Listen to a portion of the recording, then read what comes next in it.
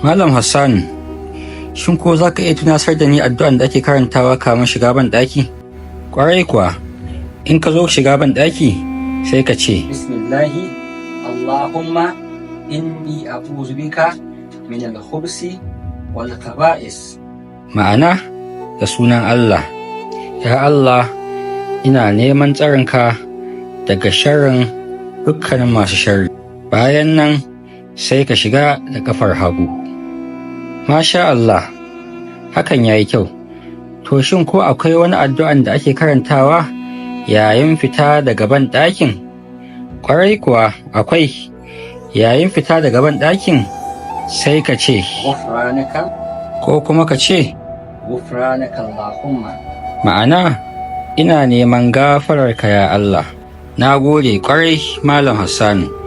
Wai to shin wannan addu'a yana da wani fa'ida? Ƙwarai da gaske Hassan, duk lokacin da ka karanta wannan addu'a yayin shiga ko kuma yayin fita daga banɗaki, Allah zai tsare ka daga sharrin shaiɗan da sauran shaiɗanu mataimakansa.